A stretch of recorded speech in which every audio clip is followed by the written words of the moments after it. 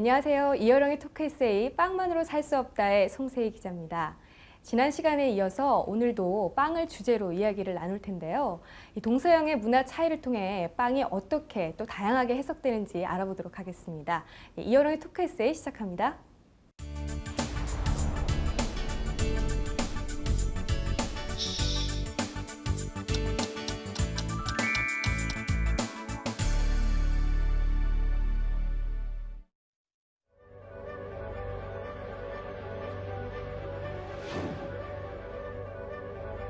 특유의 말솜씨와 논리로 세상사를 능수능란하게 풀어내는 최고의 지성인 이여령.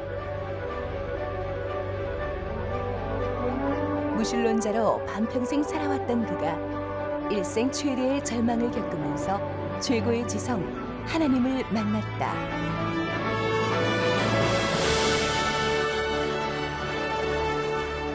진정한 크리스천으로 거듭난 그가 겸허한 수세자로서 말씀과 세상을 성서적 문화 코드로 풀어내고자 한다.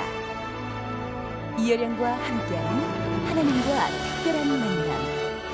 그 풍성한 의미를 받아보자.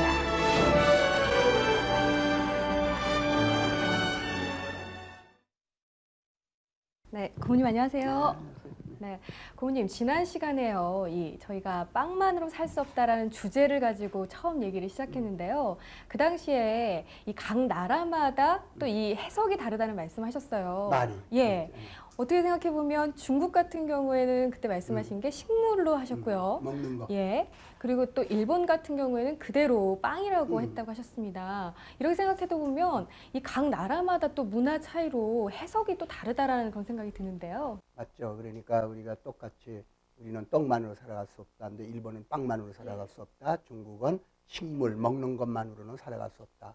그러면 중국은 의식주 중에 식을 3대 요소를 대표하는 걸로 본 거죠. 입고, 먹고, 자야 되는데 먹는 것만으로 살아갈 수 없다 할 땐 잘못 읽으면 그래, 먹는 거 가지고 어떻게 살아. 입기도 하고 잠도 자야지. 그런 하면 잘못 아는 거죠. 요 세 가지를 대표한 거죠. 그러니까 이제 서양은 빵이라고 하는 것이 여러 고기도 먹고 다 하지만 요게 또 먹는 것을 대표해서 물질을 대표한 거죠. 근데 우리 떡이라고 하는 것은 반반이라고 그랬잖아요. 예, 돌에는 맞아도 의미로는 맞지 않는다. 돌을 형식으로 맞다. 이제 그 얘기를 한 거죠. 그래서 성서의 그 구조를 어떻게 번역했느냐를 놓고 세 가지를 놓고 보면은 서양 걸 그대로 따온 일본 사람들의 문화. 아주 데드카피라고 그러는데 그대로 따와요. 그래서 일본 사람들이 초기에 공장을 들여왔을 때는 공장만 들여와야 되는데 그 기계만 들여와야 되는데 앉는 의자까지 들여왔어요. 그러니까 키 큰 사람이 앉는 의자하고 일본 사람이 앉는 의자가 같겠어? 전혀 틀리죠. 그러면 기계만 가져올 것이지 의자도 똑같이 하여튼 요만치도 안 틀리게 가져온 거예요. 그러니까 사람들이 전부 발이 동동 떠가지고 거기서 일을 하려니 얼마나 불편하겠어요. 근데 중국 사람들은 의미만 또 딴 거잖아요. 돌을 주고 빵을 만들어라 할 때는 중국에 물론 그 빵도 있고 호떡이 있지만 저도 오히려 의미에 충실해가지고 내용만 땄어요, 이 사람들은.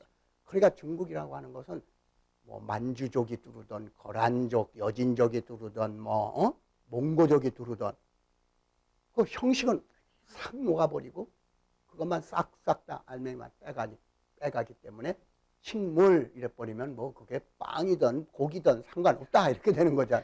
그런데 우리는 비빔밥식으로 두 개를 합쳤다. 빵떡으로 간다. 그러니까 빵과 떡이다.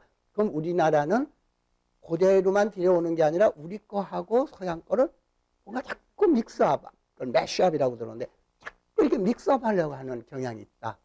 그렇기 때문에 한중일 세 나라도 이게 잘 비교가 되는데 한중일을 묶어서 아세아 문화로 보면은 똑같이 무슨 문화예요? 밥 먹는 문화잖아요.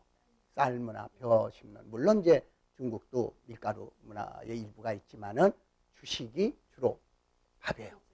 쌀이에요. 쌀 문화권이에요. 이것을 그 도작 문화권, 수전, 이 논농사를 짓는 그 문화권이다. 근데 서양은 뭐겠어요? 밀 문화잖아요. 그러니까 우리 밥 문화하고 대립되는 것이 서양에서는 빵 문화죠. 또 그렇게 확대가 되네요. 그렇죠. 그러니까 예. 밀과 쌀, 밀과 벼를 알면 기독교에서 말하는 이 서구적인 문맥에서 본 기독교하고 밥 먹는 사람들이 이해하는 기독교는 하나님의 말씀을 번역해서 인간에 전달할 때도 다른 체계가 있구나 하는 걸 알 수 있잖아요. 그렇기 때문에 서양 사람들의 밀이라고 하는 것은, 이 빵이라고 하는 것은 알다시피 이 덩어리진 거잖아요. 근데 우리는 빻아가지고 한 톨 한 톨이 밥이 되잖아요. 그러니까 기본적으로 다른 것이 서양에서 밀을 왜 빵으로 만드느냐 그러면 우리처럼 밥으로 만들어 보세요. 밀 가지고 밥 만들어서 먹을 수 있어요? 딱딱해서 못 먹어요. 그럼 뭐 아무리 물 넣고 뭘 해더라도 밀을 삶아 가지고는 밥이 안 되지. 네. 우리 소맥이라고 그랬잖아요. 보리도 우리가 그냥 먹기가 어렵잖아요. 껄끄럽잖아요. 근데 왜 보리에 이렇게 보면 한가운데 이렇게 뭐 씨눈 같은. 신운 같은 거 있잖아요. 그게 전부라고 생각하면 먹을 수 있어요. 그게 못 먹죠. 밀이거든. 그러니까 밀을 먹으려면 어떻게 돼요? 빻아서 가려야 되죠. 그러면 껍질만 벗겨가지고 후루룩 밥을 만드는 거하고 밀을 갖다가 전부 빻아가지고 2차로 가공해서 빵을 만드는 거하고 어느 쪽이 동력이 많이 들겠어요? 힘이?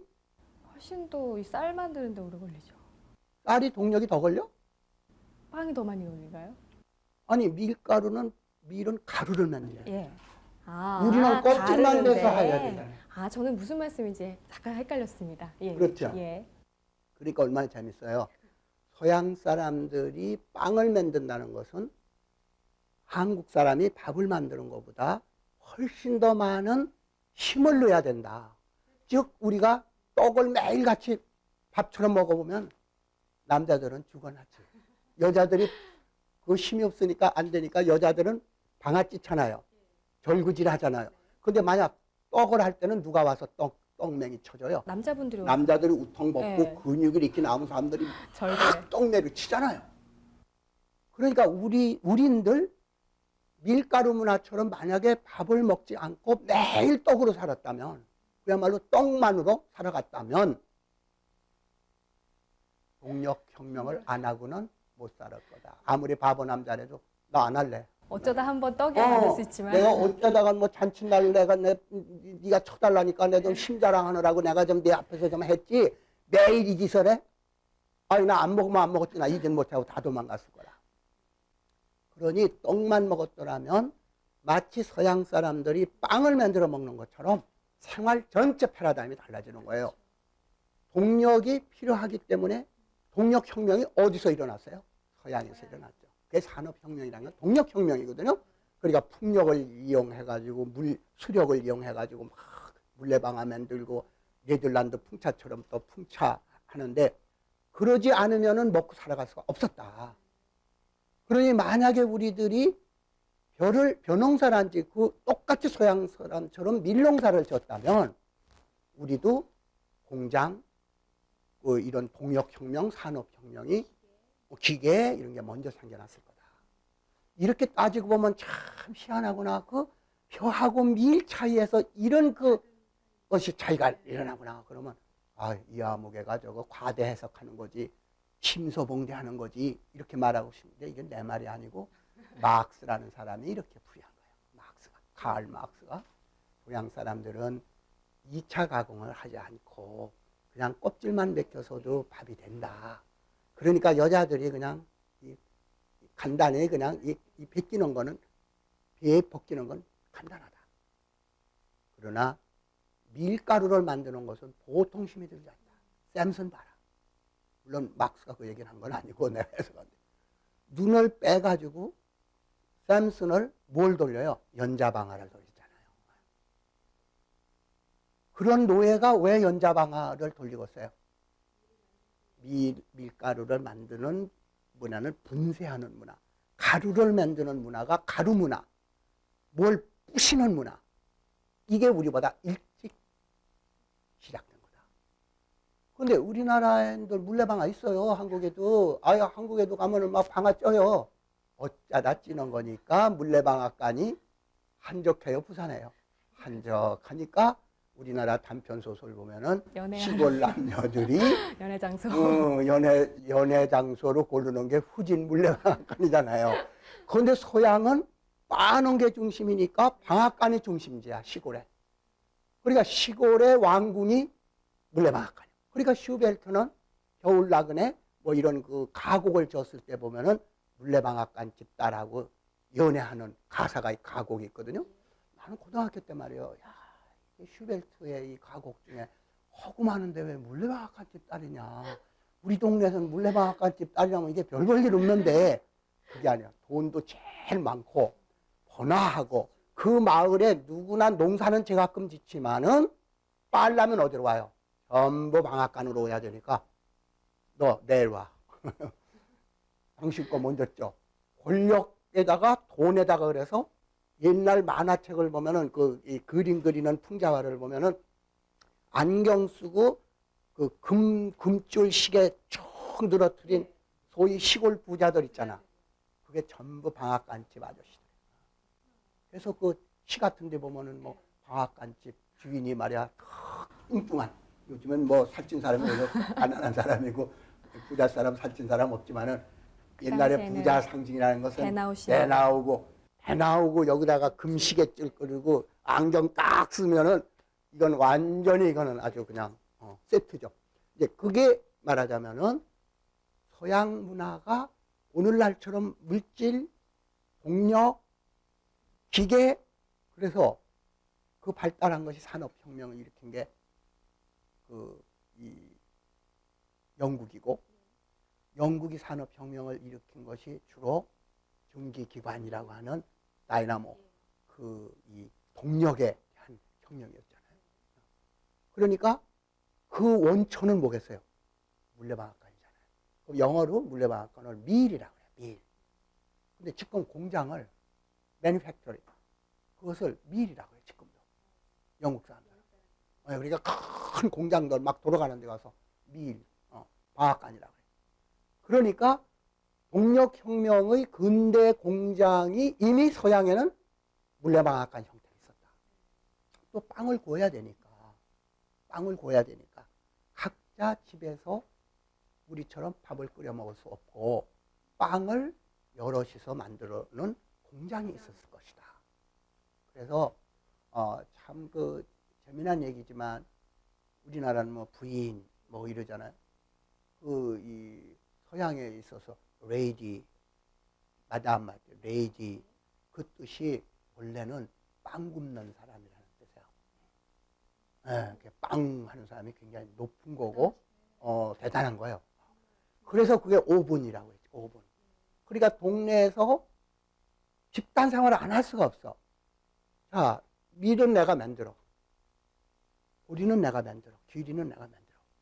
근데 그걸로 음식에 내 입에 들어가는 과정에서는 방앗간이라고 하는 집단적인 그 공장 시스템 가고, 그걸 다시 빵으로 만들 때 집에서 일일이 오븐에다 굽기보다 큰 오븐 틀에다가 빵을 전문적으로 구워주면 할 수 있죠. 그래서 생활에 가장 중요한 먹는 것이 개인 집에서 이루어지지 자급자족하지 아니하고 어떤 공동체의 시스템에서 이루어졌을 때 어느 쪽이 사회적으로 돼요? 서양이 그렇죠. 사회적이고 우리는 사회에 뒤떨어져도 왕따 당해도 내가 먹고 살 수가 있어요. 집안 혼자. 그러니까 왕이 지배하는 왕국에 살아도 임금님 혼자 사시오, 나도 혼자 살게, 이게 가능한데 서양에서는 절대 불가능하다. 영지에서부터 시작해서 맷돌 빠는 데서부터, 그래서 이 제분 물방앗간 같은 곳에서 맷돌세라는 게 있어가지고 이 프랑스에서는 왕들이 전부 뭘로 세금을 매겼냐면 맷돌 크기로 맷돌에다가 갖다 매겨놓은 거예요. 세금 안 내면 맷돌 뺏어오면은 굶어 죽어. 그래서 그 바스티유 감옥을 쳤을 때 사람들이 제일 가서 찾아온 게 뭔지 알아? 맷돌이야, 맷돌. 세금. 그것을 뺏어간. 그러니까 맷돌이 아주 민원의 그거예요. 그래서 지금도 사회학자들은요, 맷돌 연구를 해보면 언제 세금을 얼마만큼 냈고 그것이 어떻게 됐고 자세히 알 수가 있어요. 맷돌 그 문서, 기록 문서를 보면. 근데 우리나라는 거 맷돌은 시어머니하고 며느리가 집에서 둘둘둘둘 하는데 어디 연자방을 가서 무슨, 우리는 큰 방앗간이나 가야지. 그러니까 우리가 근대화된다는 것이 바로 밀 먹는 사람들, 밀가루 먹는 사람들의 문명이었구나. 그래서 빵만으로 살아갈 수 없다. 빵 얘기가 나오는구나. 최후만 전해 보면은 내 이 빵이 내 몸이요. 포도주를 보면서 이게 내 핀이라 그러는데 우리는 숭늉 먹고 밥 먹는데 그게 영 실감이 나가세요? 그러나 이렇게 문화 배경을 보면은 이거는 빵이다. 포도주라는 게 중요한 것이 아니라 먹는다는 거. 음식을 먹으면 음식이 어디로 들어와요? 내 몸속에 들어와서 살이 되고 피가 되니까 살구를 내가 먹었다. 빵을 먹었다. 그러면 이건 빵이지만 내 입에 들어가서 깨무는 순간, 맛보는 순간 나하고 빵은 두 개요? 하나요? 하나가 되죠. 하나, 완네스가 된다. 그러면 예수님이 그 말씀을 하셨을 때는 물론 6월절 전이니까 하나의 양을 대신해서 내가 sacrifice, 너희들의 희생물이다라는 뜻도 있지만은 원뜻은 나는 이젠 간다 하셨으니까 나는 이제 세상을 떠난다. 내가 없는데 너희들 어떻게 살래? 내가 하늘나라로 가면 난 너희들을 구해주기 위해서 육체를 가진 인간으로 태어났는데 난 떠나. 내가 기적도 보여주고 여러 가지 좋은 말도 했지만 이제는 너희들한테 전할 수가 없구나. 그러니까 아예 내 통째로 너희들한테 주고 갈게. 먹어라. 이렇게 된 거죠. 그러니까 입으로 씹는다는 거는 진리를 머리로 이해하고 귀로 이해하고 눈으로 보는 건 진리가 아니야. 뭐가 진리겠어요?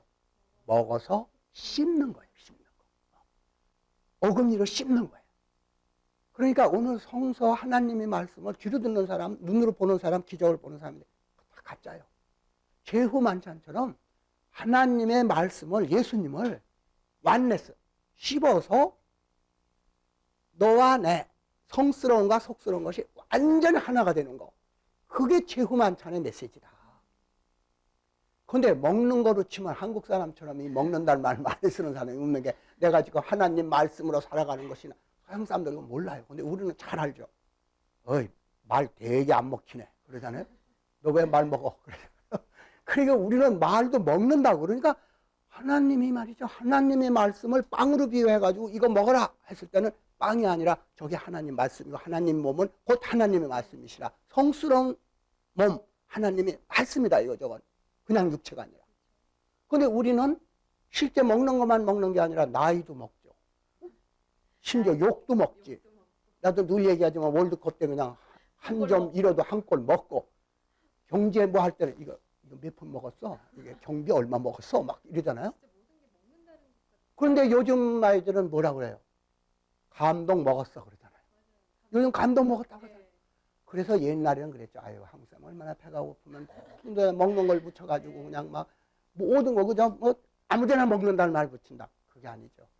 씹는 거. 너와 내가 하나가 되고 싶은 욕정, 욕망. 이게 어느 민족보다도 강력한 거예요. 그러니까 우리가 조금 친해지면 뭐래요? 네가 남이가. 그러잖아요. 그러니까 우리는 거리를 없애서 네가 내가 되고 내가 너가 되는 걸 그렇게 원한 거예요. 그러니까 그렇게 배가 고프면서도 우리가 실제 고팠던 건 뭐예요? 너와 나와의 거리를 없애서 내가 되고 내가 너가 되는 거, 하나가 되는 거. 그것이 밥 먹는 것보다도 더 소중하게 여겼던 거예요. 그것이 소위 아버지와 부모와 자식지간의 효도라는 것이고, 우리가 이렇게 눈물이 많아서 외갓집에서 외할머니하고 한번 헤어져서 그 경험이 있어요? 난 있는데 우리 외가에 가면 말이야, 할머니 앉아 계세요 하고 오면은 쫓아나오시잖아. 그냥 멀리까지 오는 게 아니고 돌담 건너가지고 우리는 돌아가면은 어이 가 그러고 자꾸 이러잖아요. 뒤돌아다 보면은 또 가라고 그러고. 이렇게 헤어지기 싫어하고 한 놈이 되고 싶고 무언가 떨어져서는 못 사는 사람들이라는 것은 배고픈 건 살아도 정이 없는 건 못 사는 민족이다.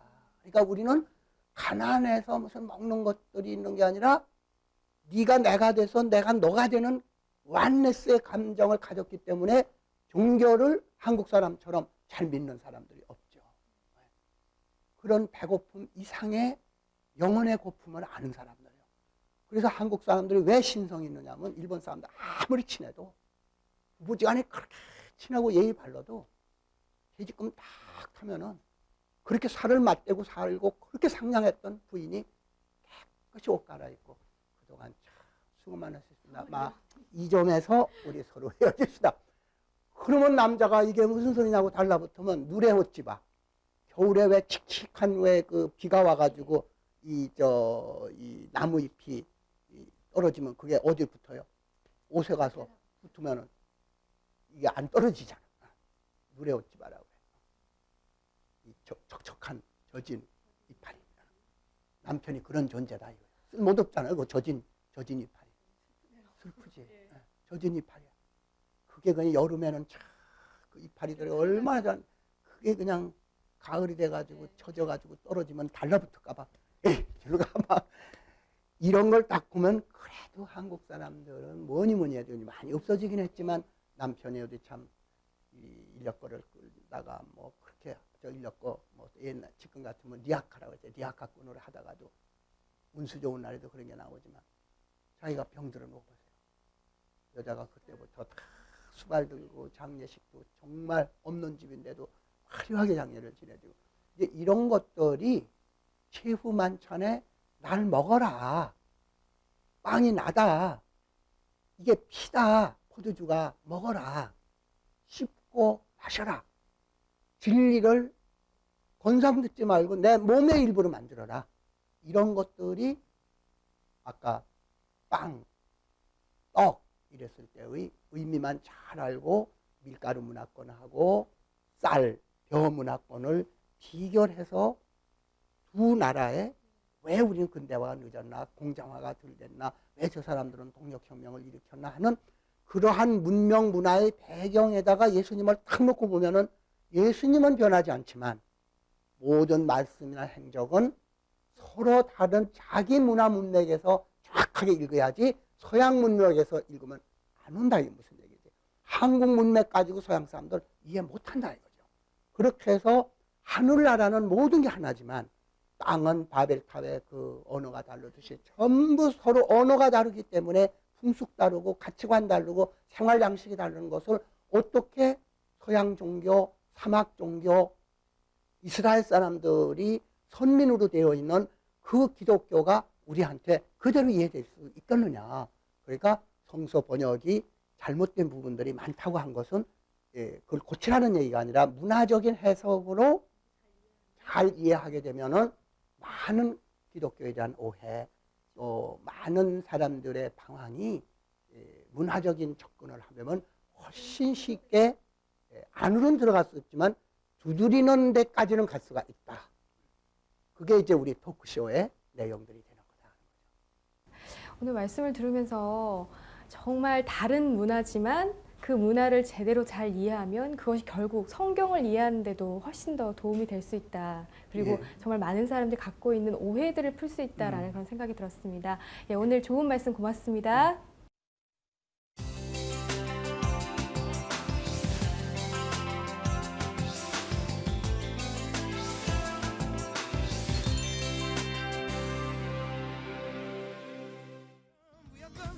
날 멈춰서게 해